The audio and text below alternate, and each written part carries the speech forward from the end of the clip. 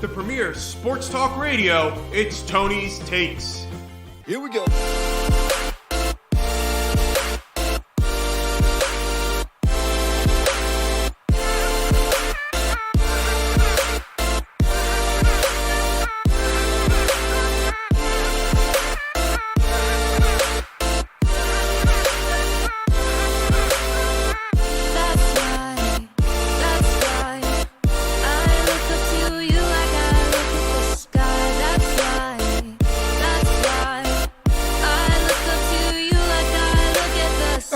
Welcome back to another great episode of Tony's Takes, live right here on YouTube for the best show in sports talk radio. And of course, I'm not alone in the studio. Sitting next to me is my co-host, Jimmy D. Jim Jam, how are you? I'm doing good, Tony. Back in the lab. Back in the lab for another. It's no Eagles preview this week.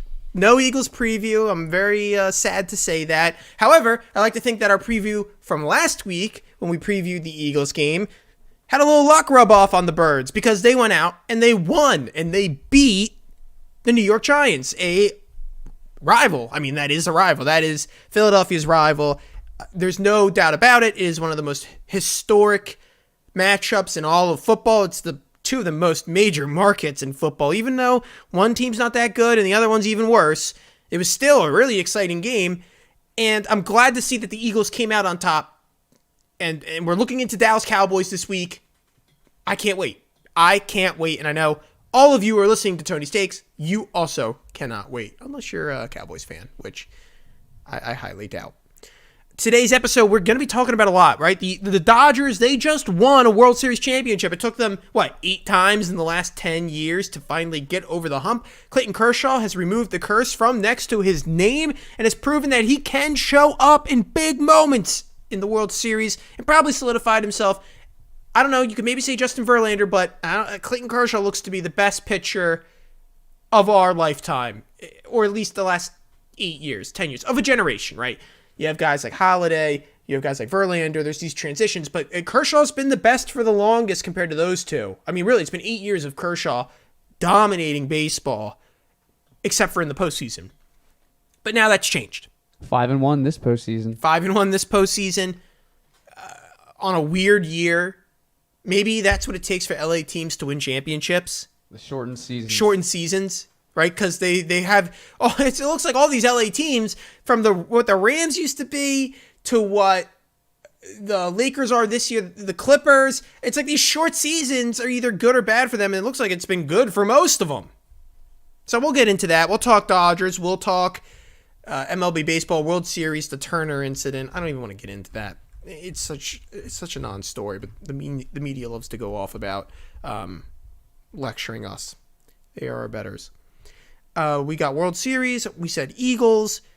Oh, that's right, St. Joe's. St. Joe's basketball right around the corner. Who would have thought? And that's where we're going to start today. I got a classic Tony monologue. If you follow me, you know that I write for A10talk.com, a great website.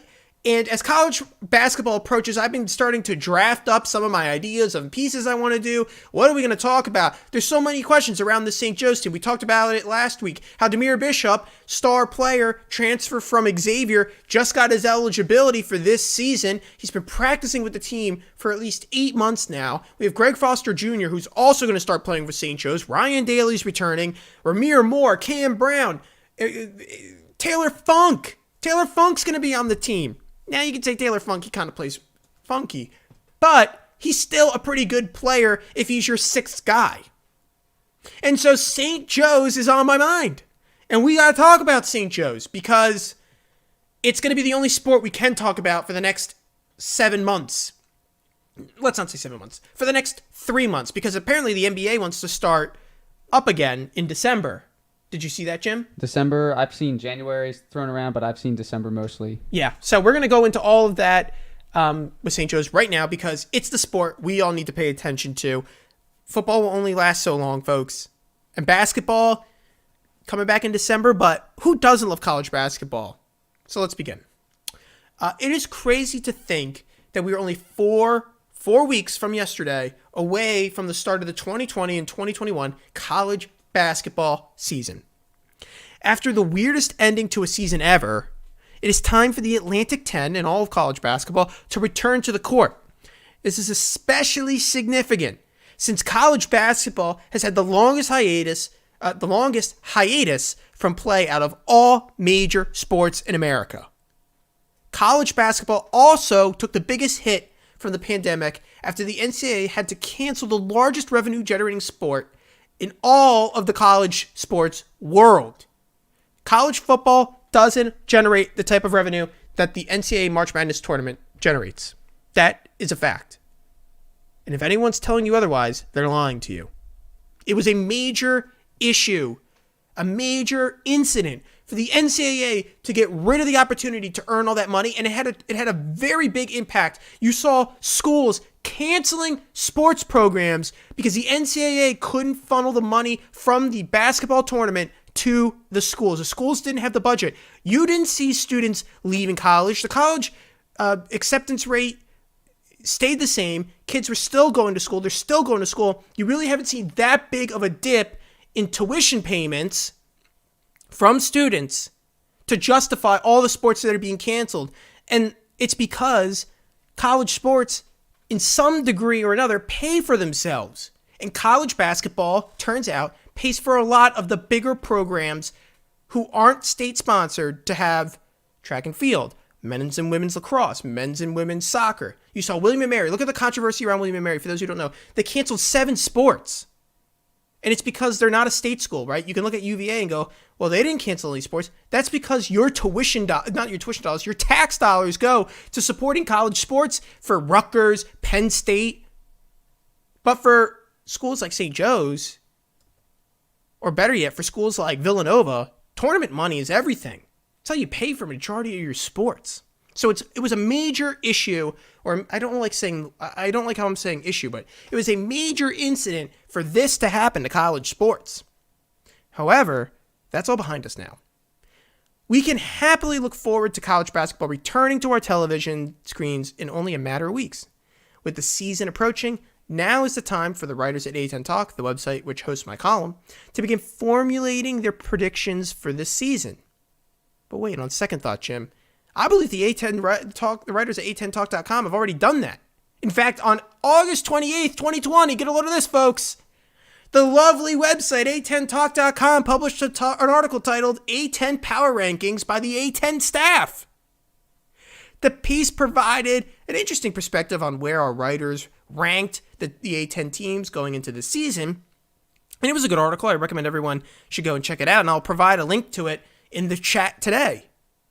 The only issue I had with this article was that I wasn't invited to provide my rankings. Where's the editor? You didn't call me. Look for that pink slip, Tony. Grudges aside, I actually have a serious grievance with the majority of the rankings as well. Too many of the great writers at A10Talk.com are sleeping on St. Joseph's University. Every ranking provided in the article had St. Joe's ranked within the bottom 4 of the Atlantic 10.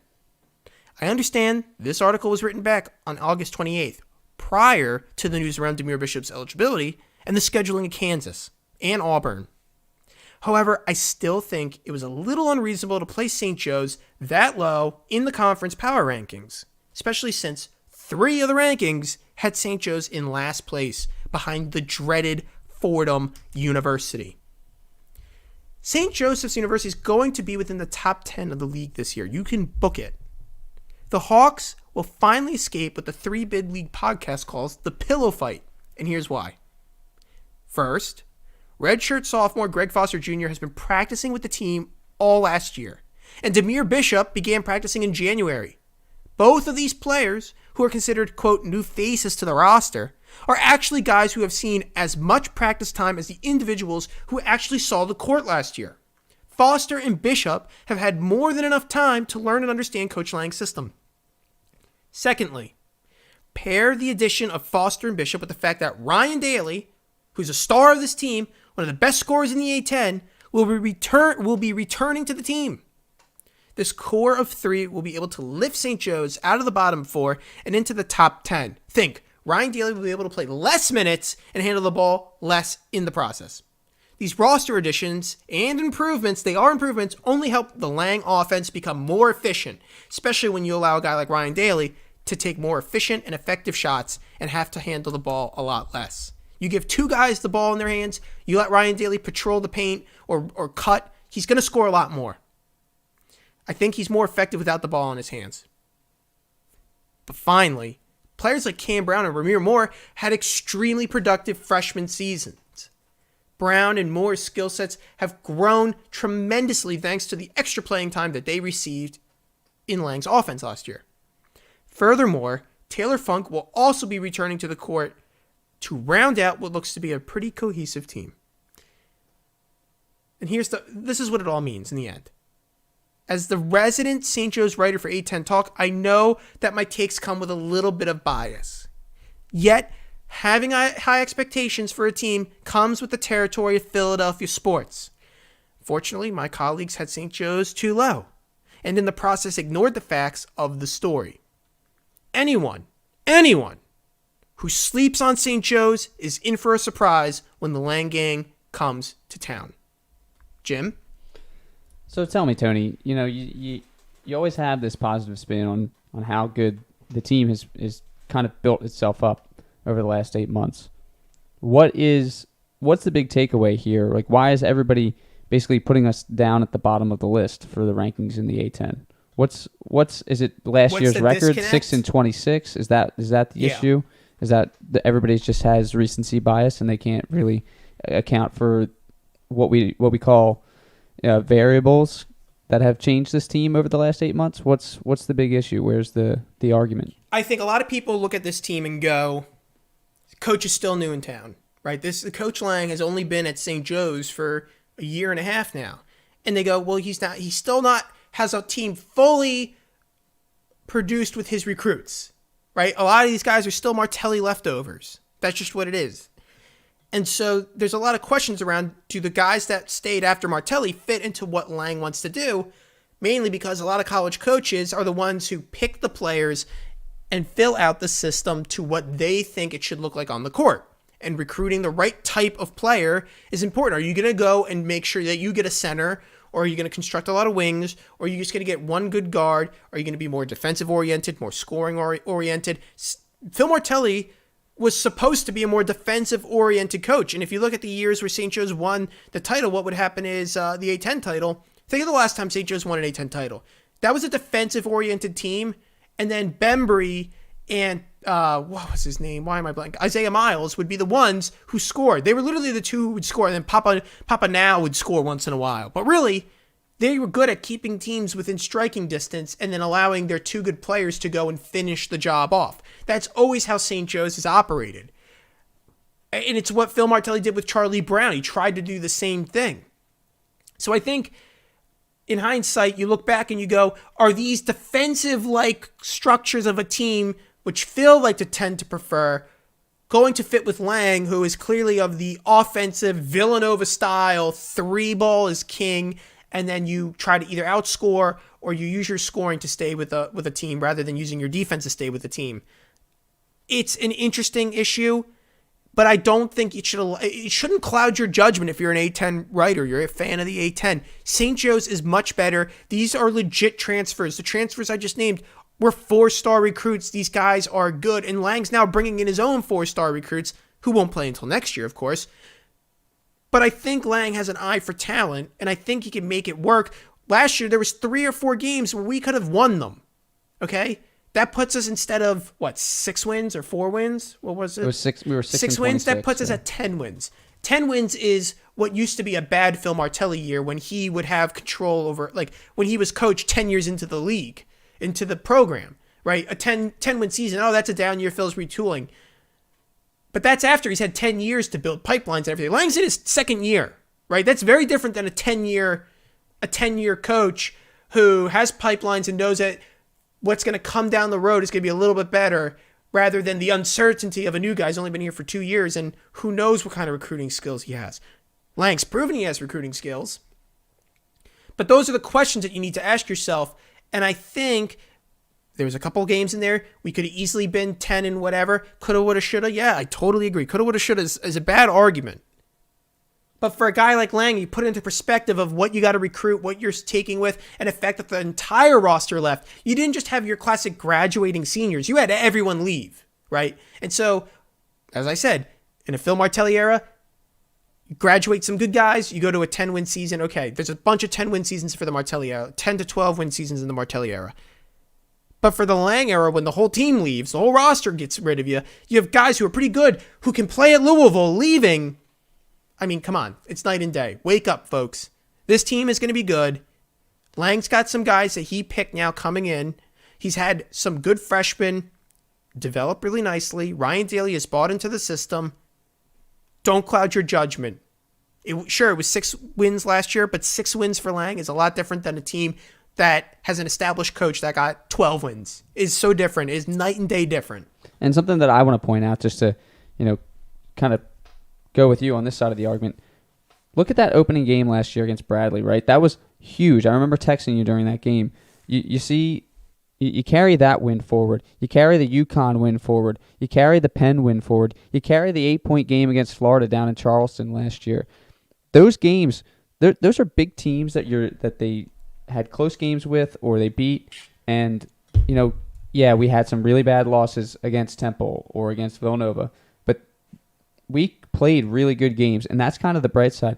He didn't have much to start with last year, and now he's only added to that. So, yeah, we had 6 wins, but 2 of them were like really, really good wins. Yeah. So hopefully, doesn't even take an A10 play. Exactly. You don't even that. I didn't even consider the A10 stuff. So, when we beat Fordham and Davidson, I think that's all 6 wins actually. Yeah, it is. But then we lost a close one to LaSalle. Right. And you just said the 8-point game against Florida State. Wasn't that you just said there? Just Florida, University of Florida. Yeah, the Gators down in Charleston. Right. That I remember watching that one too. So those games, I think that you'll see that get expanded only with a better roster. You're going to see closer to, I don't know what your prediction is, but I'd say like 16 wins would be a really, really good season.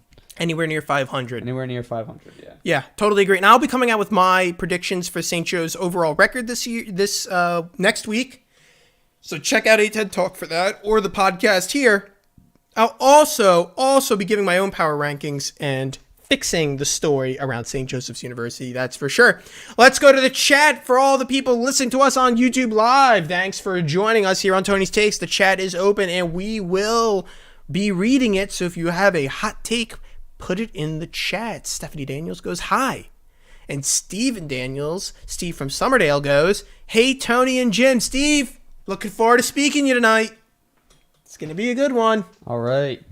Can't believe he's back. So much better than eviction night. He's a fan. He's a popular amongst the fans. That is for sure. There's a couple of St. Joe stories I want to talk about. I mentioned Kansas. St. Joe's scheduled a game against Kansas and Auburn at the MTE tournament in Fort Myers, that's what it is. Fort Myers, Florida. It's going to be a great one. It's a great opportunity. Jill Bodensteiner, great AD. I am so happy. She's landed great games last year, this year. She has proven that she could bring Notre Dame-style teams to St. Joe's to play us. She brings credibility to us when we go to another school and say, hey, we got Jill Bodensteiner. She worked at Notre Dame. She knows what it takes to lure a good school in to play little old St. Joe's. She definitely carried that network with her. Exactly. As she moved here, yeah. Couldn't be happier. It is an excellent opportunity. Now, if we look back in history, we look at St. Joe's. They lost to Kansas, Jim. I think I sent you that little fact. It was like 19-50, and that was like back in 2004. St. Joe's got a game against Kansas after the magical season with Coach Martelli and with Jameer Nelson. But still, the opportunity, Jill doesn't even need an undefeated season to get Kansas and Auburn. She just gets Kansas and Auburn. And remember, I'm old enough to remember, for all those who are fans of A10 Twitter or NCAA basketball, everyone on Twitter, which Twitter is not real life, but everyone on Twitter was freaking out. Literally, freaking out. Literally, I hate saying literally. They were freaking out. This is a fact. People were freaking out because mid-major conferences couldn't land good non-conference scheduled games. They had their scheduled conferences, but they could.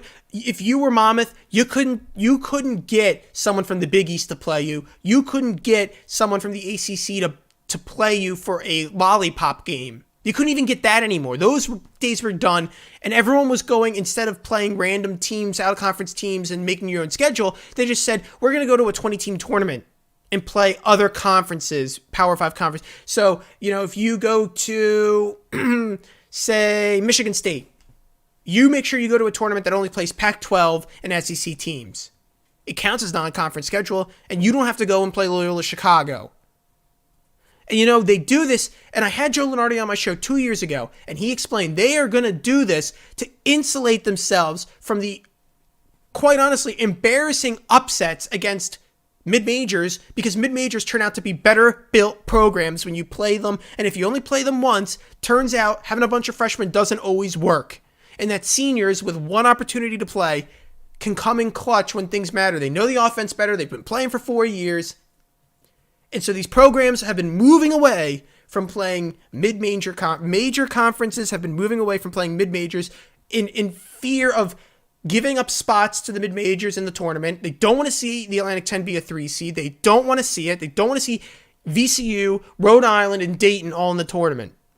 Even though we know Dayton would have embarrassed all of college basketball any game last year if they didn't cancel the tournament. We know what the A-10 had and what their ability was, and these major schools, the big money schools are scared. They are scared of you, fans of St. Joe's, fans of LaSalle, fans of whatever small school you went to. They are scared of your program to embarrass you, because it turns out, unlike football, you don't need to pay that much money to upset big teams. You don't. And they don't want to see that. And so they're so scared of us. And that's why I got to give Jill all the credit in the world. Getting us Kansas, getting us Auburn, having us play Villanova because we have the luxury of being in Philadelphia, playing Temple. Oh my gosh, we have one of the best non-conference schedules ever. And that's all after being 6-26. And that's to highlight that again. I don't care if they think we're lollipops. If it's, we're going to beat up on St. Joe's. That's what UConn thought. And we beat them anyway. So don't give me that. A lot of people were hesitant after Don DeJulia left. They were like, "What?" They were like, "What's going to happen?" I had the conversations with a lot of our teammates from our time there, and they were nervous. But from what I've heard, it's not just basketball that's getting the benefits of this new athletic director. There are a lot of teams that are really enjoying being an athlete at St. Joe's University, and hopefully, that will help not only have basketball propel themselves into a higher tier, but all of the sports there. It won't just be such a low-level Division I college as it's been referenced before. So I'm excited for the future, and I'm sure you are too. Yeah, totally. Okay, people want the birds, so people are asking for the birds in the chat. Let's go talk about the Eagles, right, Jim? Do you want to start off with us, or do you want to hear a clip first? Ooh, clip. I love the clips. Let's go to, I thought was a pretty good clip. This is First Take talking about Carson Wentz in the matchup. We're going to get into the Carson Wentz clips. We're going to talk about what Doug said this week heading into the Cowboys, but the Eagles just beat the Giants, and you know that the Monday morning quarterbacking thing happens on ESPN. And so let's go to First Take, Max Kellerman talking ill with Stephen A. Smith on Carson Wentz. So let's hear it. Bad for these Cowboys. Hey, listen. Could you imagine, Max, if Carson Wentz, if you come in here Monday and Carson Wentz lost to Ben DiNucci? Could you imagine that? Please. As I recall, you used to break up Vasco's back in the day with DiNucci's. Say what? You used to break up Vasco's back in the day, little Latigras, some Vasco's like and some DiNucci's. This is hilarious. It's not even close. All the pressure's on Carson Wentz. Look, he better not lose this game. You made a very good case, but you're wrong. You know why? I'm going to tell you what's going to happen already. If Carson Wentz somehow lost this game, all the Carson Wentz apologists would come out of the woodwork. Everyone's hurt. Not for this one. Oh, yeah. Every time it's the same thing. Carson Wentz was squeaking by teams just like the Dallas Cowboys last season. Washington, the Giants, squeaking by those teams. And every single quarterback in the division last year, and we're talking about a rookie and Daniel Jones, backups on Washington, all those quarterbacks did better against the teams that Wentz was squeaking by than Wentz did. And yet I used to come on every Monday, and y'all were talking about how great Wentz is. He should be in the MVP conference. They don't want the Eagles to play well. ESPN makes money when the Cowboys play well. And so they are ready to dog on our birds and pick the boys to win against the Philadelphia Eagles. Because if you ever watch ESPN in the summer, Cowboys, Cowboys, Cowboys, they're going to win the division. They're going to win the Super Bowl. Everyone wants to talk about the Cowboys. I don't want to hear about the Cowboys anymore. They are garbage, Jim.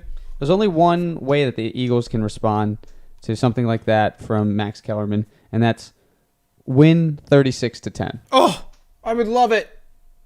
You know, because inject that in my veins. Our defense will somehow let up Screw a touchdown. They'll somehow let up a touchdown to DiNucci or something. But win, like with just by crushing the Cowboys. No mercy. We haven't had a win like that against the boys in a long time, and it's overdue. It really is. Our last win was last year in December. We won 17-9. And that was just, I remember watching that game, and it was just, it's not exciting to watch the Eagles versus the Cowboys anymore. We've lost the 3 or 4 times before that, and now it's time to just go punch them in the mouth while they might even be more hurt than we are. No, they are. It's impossible to think that, and you know, maybe one of the things is maybe we aren't as hurt as we think that we are. Maybe we're just not as good, and that's something that we need to touch on tonight. Yeah. No, I agree. If you can't beat the Cowboys with the roster that they're putting on the field right now, the Eagles are more healthy than the Cowboys are. You lose your quarterback, that's all you got to know. And then you lose your backup quarterback. Yeah, exactly. There is no excuse against a team like that loses their quarterback, loses their backup, can't keep a wide receiver healthy, losing their line. The best lineman, Zach Martin's out. He's actually going to play. Reported. But coming off an injury, though. Yeah, so coming off an injury, yeah. You know, you're never the same. Like, you start to doubt yourself. Oh, yeah, we have a caller. Oh, we got a caller on the line. I don't mean to interrupt my thought process, but we got a caller on the line. He's going to be talking about the Eagles. We got Steven in Summerdale. Steven, can you hear us? I can hear you. Welcome to Tony's Takes. I bet you heard us just talking about the Birds. I did. And I just want to say, Merry Dallas week. It's just like Christmas when we play Dallas, and especially when we, come in and we're going to whip their ass. If I can say that, I apologize if I can't. That you can say that word, but that's about it. We don't like to push the limits here on Tony's Takes. It's a family show. I won't go any further. So I was telling Jimmy earlier, I was listening to a local radio station today, and Michael Irving was on there. Okay. And this is an absolutely fantastic quote from him. He said that Dallas's defense is like Oprah Winfrey. And he paused, and he said, "You get 40 yards, you get 40 yards, you get 40 yards." That is awesome. I could not stop laughing. It's true, though. That is what their defense is like. It's a revolving door. I think Jimmy is right with the 36-10. It may even be a little bit higher. Oh, God, I hope so. So do you wait? So here's the thing, Steven. If Carson Wentz, who is great in the fourth quarter but doesn't do anything for the first 3, can we harp on him next week then? Because this is such a bad team. He better show what he did in the fourth quarter last week better be what happens in every quarter this week against a really, really bad team. It has to be all 4 quarters, or you know what, he deserves everything that he's going to get. Yeah, no, I agree. Steven, how about you tell us about your marathon real quick? Me and Jimmy did a thing on last Saturday. Jimmy trained me for over a year, and I finished. That was my goal. Not my only goal that, was 4 hours and 30 minutes, and that was our goal. 4.5 hours, and we were 30 seconds under. But see, Mr. Daniels, you're selling yourself short. You ran this on the roads alone with Jim. That's so much more impressive than just signing up and doing it actually at like a race where they mark everything off and you got 10,000 people to run with. It takes a lot more mental fortitude to do it alone. Right. But in all fairness, we had a huge support system that, between my wife, my daughter, John, and my best friend, had fire departments and a bunch of friends batted every mile. So they kind of gave us a little bit of that experience. But I tell you, I hit the wall at 19 miles. The infamous wall. Yeah, and it from between 19 and 24, Jim? 25 maybe? 24 and a half or so, yeah. You were pulling teeth to get you to go. Yeah, and there was a few choice words I gave, Jimmy. But, at the end, we finished and at 49 years old, I feel pretty good about myself.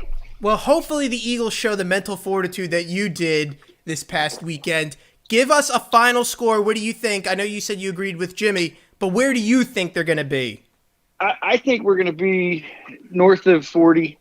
Whoa! And I'm gonna say Dallas 17. Oh, okay. Because our defense is fraudulent, right? Yeah, they are. They're just they're predictable. That's what I want to say. Hey, Dad. But I do have a question for Tony and you, Jimmy. Okay. Sure. Where do you see Jake Elliott? Because if he misses another 29-yarder, I think he's going to get tossed, and we're going to find a rookie from maybe Kensington that can kick a ball. I'll take this one, Jim, because I like this question. Because you're right. Jake Elliott had what? 2 seasons ago, he hits the 60-yarder, and then he does against the Giants, and then the double dunk against the Bears, and all we can talk about is, hey, we found a kicker. But he's no Justin Tucker. And if you look at the Titans game against the Steelers last week, your job's on the line. 3 points matter. And I know that Doug doesn't like to kick extra points, and when he doesn't do that, field goals matter a lot more on this team. And if you can't nail those, get out of here. We'll find someone in Fishtown to kick the ball. Which leads me to the reason why when he went for 4 2-point conversions, he has no confidence in his kicker. And it's showing by him saying, you know what, I'm just going to go for the conversions because he's probably going to miss it anyway. There might be a hidden injury here that we don't know about. The Eagles, Jake Elliott? I would not blame. I would not I don't doubt the Eagles doing this. I see them hiding an injury from their kicker and just going for all these 2-point conversions. Because off the top of my head, I can think of 8 2-point conversions that we've gone for, 7 or 8 2-point conversions, and we lead the league. Yeah, and I think that there might be something wrong with the kicker and that we don't know about it, and that the Eagles are hiding it. They don't want to put another guy on IR. They already got 5 guys on IR. It doesn't make any sense. So the only thing that does make sense is that something's wrong with the kicker, and that's why he's 8 for 12 this season. Yeah, it's tough to watch. Mr. Daniels, we're going to have to cut you off, but we really do appreciate you calling in the Tony's Takes today. I think you had some pretty good takes. All right, cool. Thanks, Tony. Thanks, Jimmy. Let me get back on and tune in. Excellent. Steven Summerdale having some excellent takes, better than having Mailata go into center. So, Tony, before we go on, just talking about IR, I just want to go through the injury report from today, and hopefully it changes by Sunday, but who knows. So we have 7 players on did not participate in practice today. Gennard Avery, defensive end. Backup tackle for Lane Johnson, Jack Driscoll, did not participate. Vinny Curry, defensive end, for illness. I think he'll be back. I don't know if it's COVID-related or not. Nate Gary, ankle.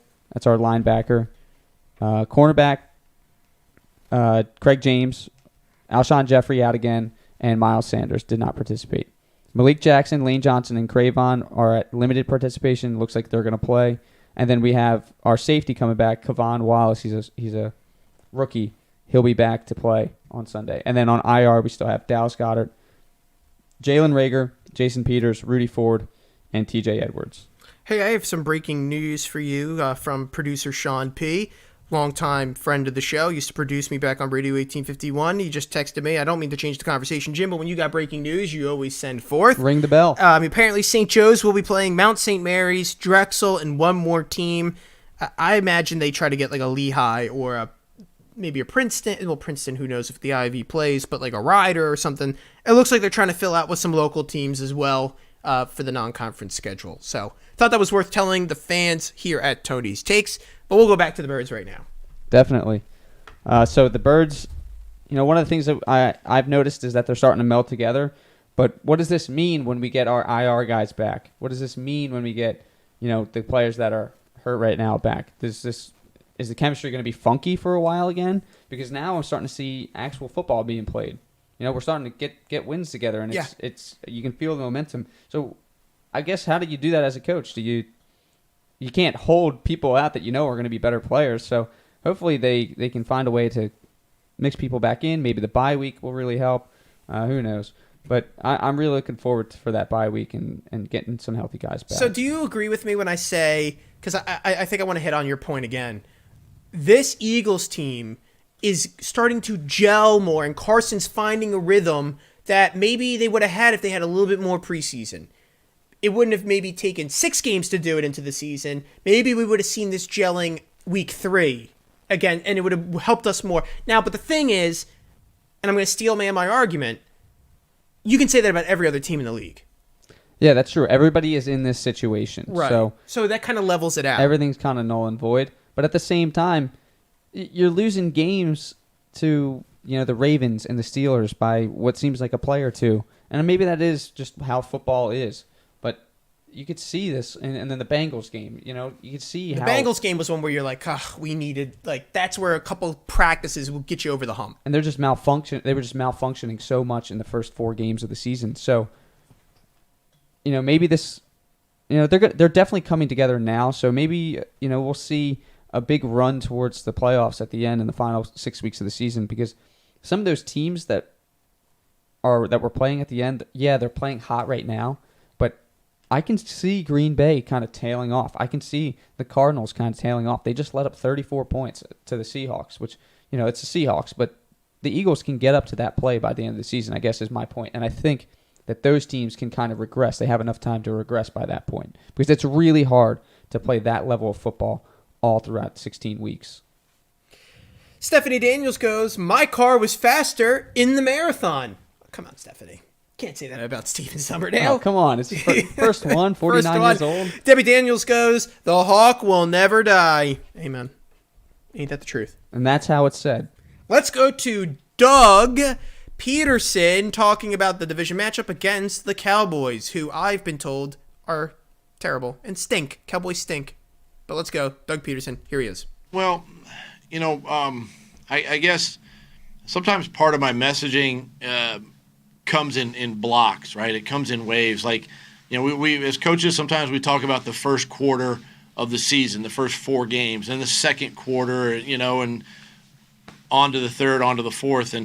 And for us, when we looked at the schedule and kind of where we are up to the bye and really the game after the bye, these were all division, NFC East opponents, two against the Giants and the Cowboys this weekend. So, my messaging to him was just, hey, let's lock in here these next couple of weeks. Let's focus in. We know we have a little bit of time off after this football game, and where guys can really get healthy and then gear up for that third, NFC East game. So, it's just kind of how I shape the messaging to the team and try to,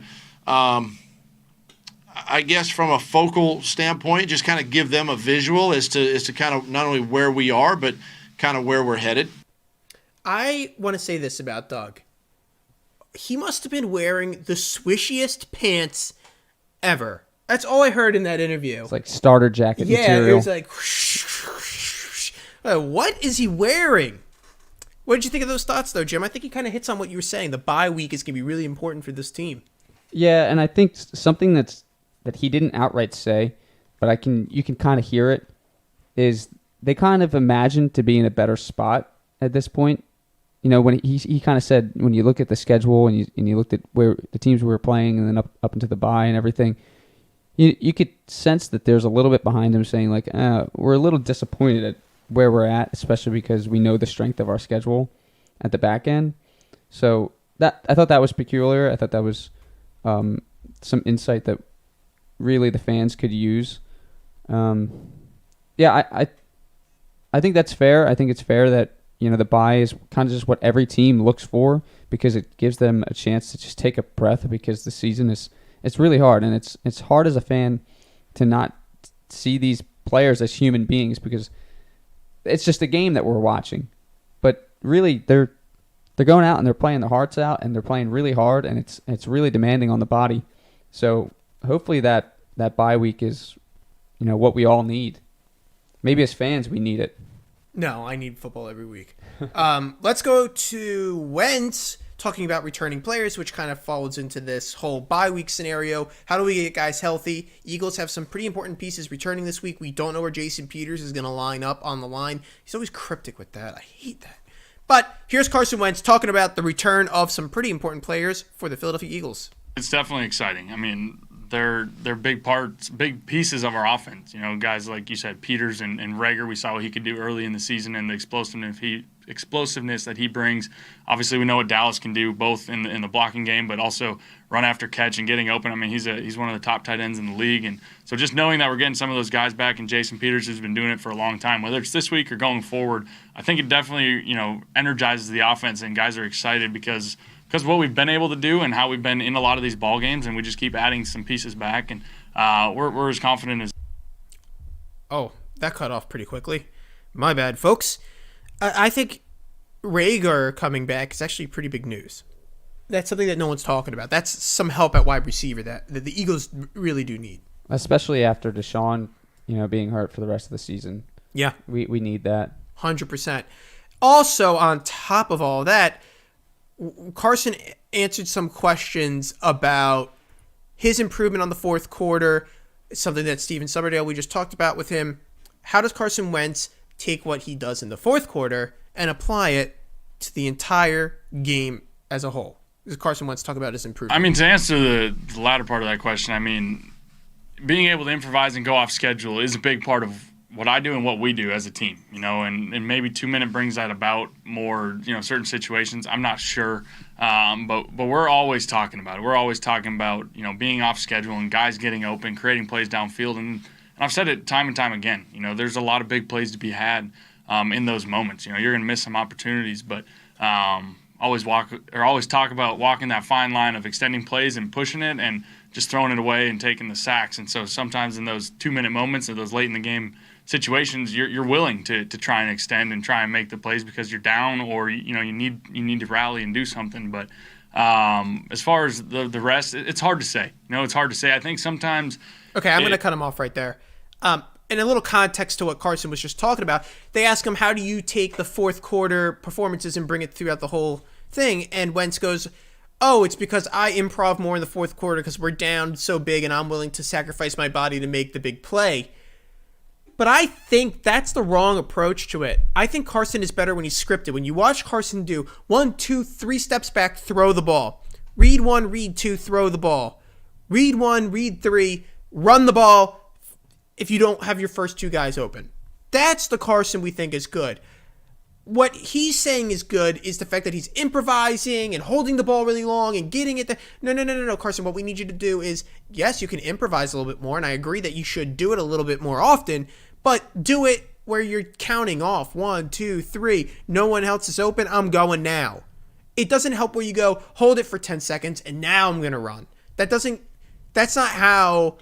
not what makes Russell Wilson so dangerous. What makes Russell Wilson so dangerous is if his first 2 guys aren't open and the C's part down the middle of the field, he just runs. He doesn't think about it. He just goes.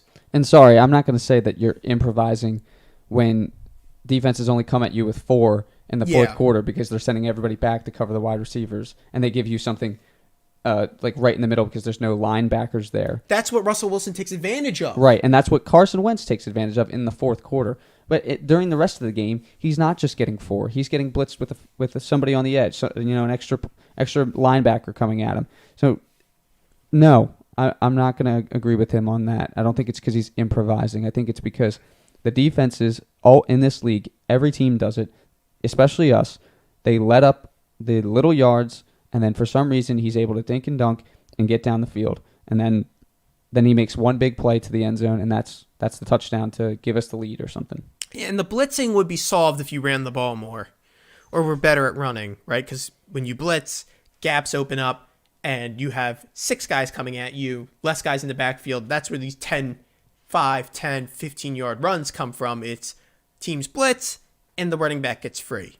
And if you have a good running back, one that's not hurt, like Sanders, that issue kind of fades away a little bit more. And it gives you more options. I don't like the whole idea of the improvisation. Like, he plays with focus and determination at the end. It's not because he can improvise. He has the eye of the tiger. He's when his back's against the wall, Carson performs.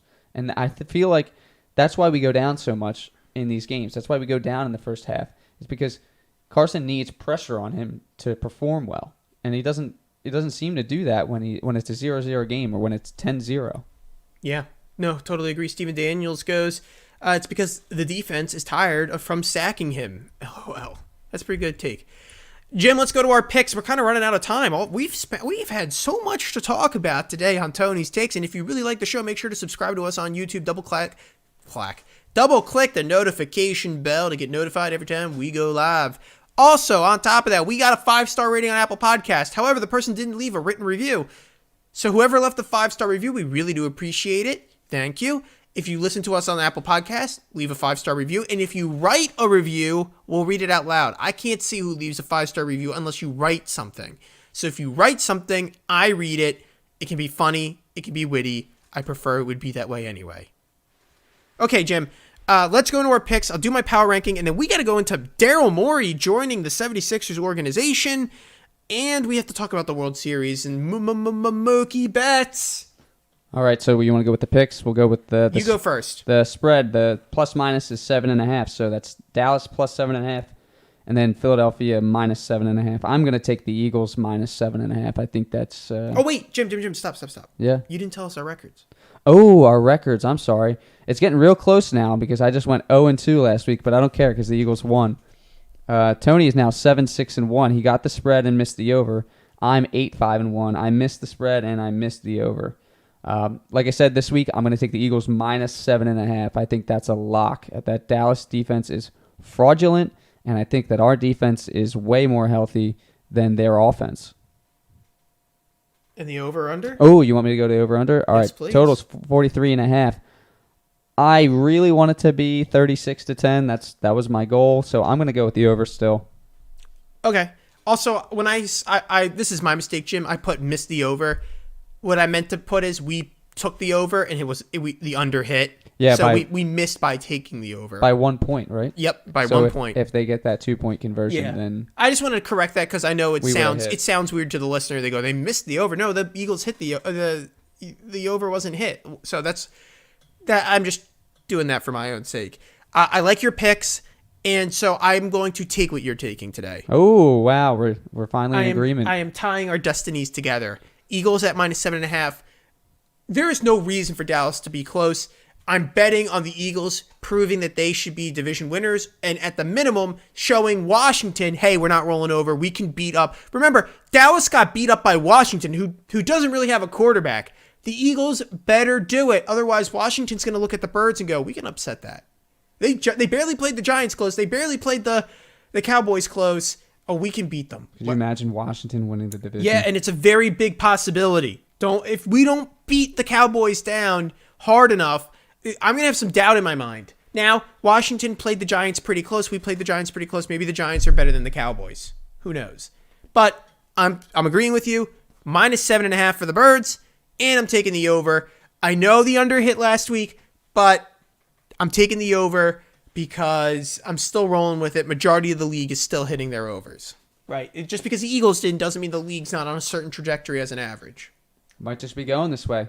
Defense might not be part of the game anymore. No, let's go to my power rankings now. Last week, I had the Chiefs at number 1, the Titans at number 2, the Seahawks at number 3, the Steelers at number 4, and the Tampa Bay Buccaneers at number 5.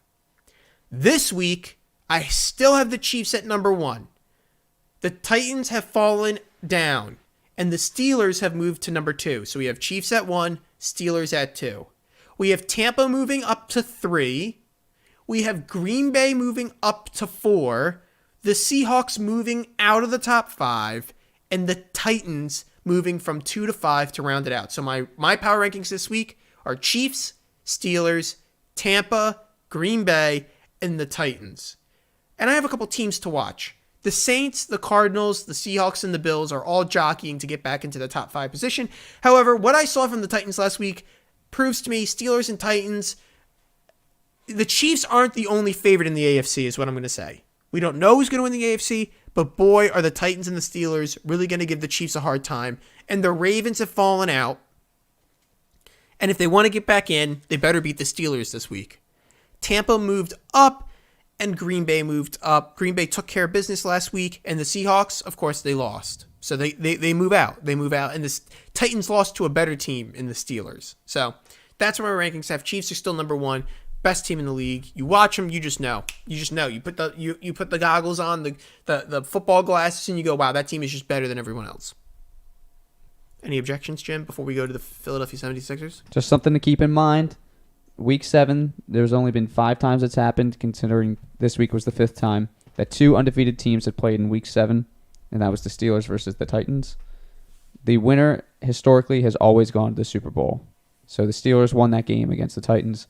So if history repeats itself as it has 4 times before, looks like the Steelers are going to be in the Super Bowl this year. It's very interesting to me how since the AFC West plays the AFC East, you don't get to see the Chiefs play either of the Titans and the Steelers, which is AFC North and South. So we kind of just don't know where those two teams land against Kansas City. We kind of know that the Bills are not as good as we thought they were. They got exposed. But that Titans-Steelers game, that was close. That was just one kick away. Yeah. Anyway, let's go on. The Philadelphia 76ers, former Houston Rockets general manager Daryl Morey, is finalizing a deal to become the Philadelphia 76ers' new president of basketball operations. A formal announcement is expected as soon as this week, some say Saturday. General manager Elton Brand is expected to remain in his current position, and new coach Doc Rivers is a proponent of the hiring, sources said. Rivers and Morey have a long history and a strong relationship. Morey has been the target of the 76ers ownership, turning down a chance to run the team 2 years ago before signing an extension with the Rockets. We all know Philadelphia likes their analytics. In the aftermath of Houston's elimination from the league's Orlando restart, Morey approached owner Tillman Fertitta with an idea of leaving the job, and the sides quietly worked through an exit agreement to conclude his 13 seasons running the franchise's basketball operations. Note, this is the guy who found James Harden and executed the greatest trade of all time, probably. Discussions with the Sixers started soon after, sources said, and escalated this week, with Morey traveling to Philadelphia to meet up with ownership. This is exciting news. This team is finally, me and Jim got together a couple weeks ago and said, what's this organization going to do? This group is a joke for not hiring and staying true to an idea and a mission when it comes to the idea of who we're going to put on the court, what's the direction of this team. It matters that we have a guy like Daryl Morey in now. And that Jim, as a season ticket holder, what are your thoughts? Well, my thoughts are always to take a step back, right? Let's look at all the steps the Sixers have taken just to get a full picture of what's really going on, right? So you got Doc, who's supposed to be an offensive mastermind, right? Yep. You got all the front office hires. Now, we're kind of under the table. Nobody really heard about them, but some medium-level names that got hired in the front office. You got Dave Yeager as another coach who's going to, hopefully build up the bigs, right? We have so many, big players on the team with Joel Embiid, Ben Simmons, Al Horford, etc., if they stay. And now you have Daryl Morey, who his past history has shown that he's offensive-minded, three-point shooting teams that he's run, right? So what I see is balance. I see a lot of balance on this team, and I think that it's really going to help that there's going to be conflicting philosophies, and I don't think it's going to be conflicting in the sense that they're going to be arguing, but I just think that it's going to level everything and make it balanced. It's going to be one with the force, right? So I think as a fan, it seems like Harris Blitzer has been making the moves that look great from the outside. So really, what's next? Are there trades in the works? What do you see, Tony? Do you see stuff like that happen? Let's go to Nick Friedel on the NBA The Jump Show with Rachel Nichol. This is him talking about Morey making the very moves that you're talking about, Jim. This is why he's there, Rach. They brought him in to make this roster work, and if it's not going to work now, he's going to find a way in the next couple of years to do it. The thing that would scare me for the rest of the league, you put Daryl Morey, Doc Rivers, and potentially Elton Brand in a room when guys are coming in as free agents and they're hearing that pitch in Philly with those guys and their track record, That is something I think is really going to work in Philly's favor in the years to come. Yeah, don't forget that when you combine all of them, there's a total of 1 championship. So that's going to speak so loudly. Richard Jefferson with a dagger. That was pretty good. I have to admit. That was a pretty good comeback on 76ers fans. I mean, it is kind of true. Those guys are a little unproven, but what they did say is also something I agree with. These guys are smart. They're going to fix it, and they're going to fix the issue that Jerry Colangelo left this team with. Everyone should be excited. So what you're saying is turnaround. We're stepping into a new era of Sixers basketball. As long as you don't trade for James Harden, which is the rumors, then yes. So, question, this is something that we brought up on the show a couple weeks ago. Yeah. QD called into the show, said, Alvin Gentry was supposed to be in the works as a associate coach or assistant coach, player development maybe. I don't know. Have you heard anything along those lines? Because it just seems ever since October 1st when we talked to Quinn or whatever day it was, early October, we haven't heard anything about that. No, I haven't seen anything, and you would think that it would come up in Twitter or anything, but I haven't seen it, so who knows if that's true. I feel like it's probably dead at this point. With all the, with the Doc hire and Yeager and then now Morey, I just feel like the Sixers can't have everything. Yeah. No, I agree. Jim, I don't mean to push us along, but we're getting close to the end of the show, and I like to keep it to a tight hour here on Tony's Takes. So can we go to the Dodgers and talk about it? Because this is I want to make sure we talk about it because this is your vindication. Your prediction came true. You said 6 games, and 6 games happened. I didn't predict the order of the games, but I got 6 games. But you predict the number. That's pretty good. Let's go to Mookie talking about Clayton Kershaw and the Clayton Kershaw curse. About him in the playoffs, but he carried us, man. He pitched amazing, through this whole playoffs, and I mean we didn't score some runs a couple times, but what he did on the mound, what he's done on the mound for his career has been amazing. I'm just happy that I can be behind. I can be on his team now instead of hitting against him. Rumor is that Clayton Kershaw is like the ultimate professional. Like all his teammates love him. It couldn't have happened to a better guy apparently. And apparently he's like the ultimate dad too, because he's always super involved with his kids, and he brings them to the parks, to all the games, and just a good guy. Yeah, it just seems like he finally got what he deserved. Eviction Night would be happy that we're talking about this. Eviction Night thinks he's the greatest player to ever live. And he is not the greatest pitcher ever.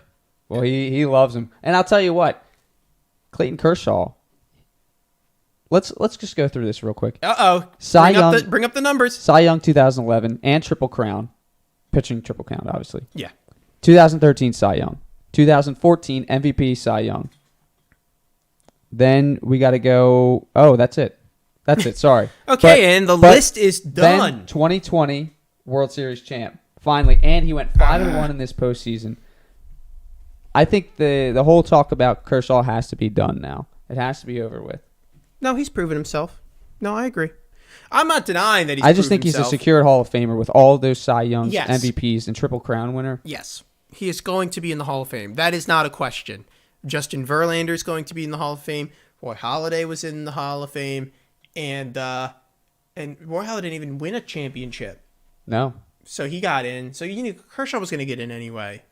And good for the Dodgers. They've been in the playoffs 12 of the last. Yeah, this is a bigger thing for the organization, if anything. 100%. Let's hear Mookie talk about the removal of Snell, Jim, because I want to hear your takes of Blake Snell and why they got rid of him. But here's Mookie Betts first.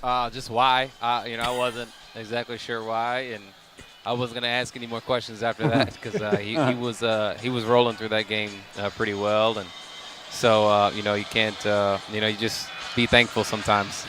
Yeah, Jim, was it too early? Be thankful sometimes. Yeah, it was definitely too early. Mookie said it. There's no question. It didn't make any sense. And then you bring in Nick Anderson, and I think he lets up a double, and then there's a wild pitch right after that, if I'm recalling. As a game-tying run with that wild pitch. So, yeah, it definitely didn't make any sense. But you got to hand it to their manager. He said, if I had to do it all over again, I would make the same decisions. I would too. I mean, you have Nick Anderson, who's been one of the best closers in baseball. And what it comes down to, really, is that this was a clash of two teams that were so well built, tremendously built together, and it was like one of the best World Series I've ever watched, especially in the last 5 years. I liked this World Series more than any of them because I actually enjoyed these two teams. I enjoyed the pitching that they had, and I knew that the Dodgers bats would eventually just overcome the Tampa Bay Rays because it just seemed like the Rays were running out of steam. Even though they teared through the AL, the NL. Oh, the AL, yeah. So they teared through the AL with the Astros, but it just seemed like they were running out of steam, and the Dodgers just, you knew that they wanted it, and it finally happened. Yeah, and I agree. I don't want LA to win a championship. I don't. But I understand if you're a true Dodgers fan, it's probably a good feeling. This team has failed enough times where if this was the Phillies, I would be heartbroken every year. 8 years, you have an ace pitcher. You have a team that's willing to spend money in the history of pretty good winning baseball. They're not the most winning team in the NL. They're not the most winning team in the AL. But they are historical. They are. There's been historic players. They have won pretty good championships and a pretty good amount of championships. They come from New York. They moved to LA. And for your team to be good for 8 years and never win, it's a weight off your shoulder, especially for an organization who showed that they wanted to win and they were willing to spend the money to do so. So it does matter. And not to mention 32 years. Think about that as Philly fans. We had that. It was 30 years. Well, think about it now. Yeah. 2008 was our last one. We have to wait another 20 years for a World Series. No, that ain't happening. We're going. Well, it might happen. We're hopefully making a run next year to the playoffs. Yeah, I hope so. We say that every year, and then they get they're the first team out. 500 team every year. Yeah, I want to say this about Snell real quick before we close out the show. I'm okay with taking Blake Snell out, but you got to bring in a better reliever than Anderson. You had to know that was going to happen. He had been giving up runs all postseason long. If you're going to be mad at Cash, isn't that his last name? Cash, yeah. Be mad at the fact that he brought the wrong reliever in. Not that he took out Snell. Because the numbers show Snell wasn't that good after seeing a batter for the third time. But you got to bring in a better reliever than what he did. Neither is Vince Velasquez, though. Don't even bring that guy up. I don't even want to hear that name. Okay, you've been listening to Tony's Takes. It was a really good episode. We got some St. Joe's basketball in. We got some regular NBA basketball in. We got some Philadelphia Eagles football in. And then we finished up with a lot of good old-fashioned Americana baseball. It was a great episode, and I'm so glad that everyone could spend some time on their busy Thursday to listen to this episode of Tony's Takes. We really do appreciate it. If you're listening to the show on YouTube, please make sure to subscribe to us. If you're a first-time listener, make sure to subscribe. Double-click the notification bell. That way you get notified every time we go live. In addition, follow us on Twitter at Tonys_Takes. It's running at the ticker at the bottom of your screen. At Tonys_Takes. And finally, you know it, you got to send your takes to the mailbag. That's right. You got to send it to the mailbag. That's right. We double say it because we didn't get any emails this week, and I'd love to get some emails in the mailbag. So please make sure to send your takes all the way to the mailbag. That way we can read your takes on the show. I guarantee every take that gets sent to the mailbag gets read on the show. Mailbag's address is tonystakes.1851@gmail.com.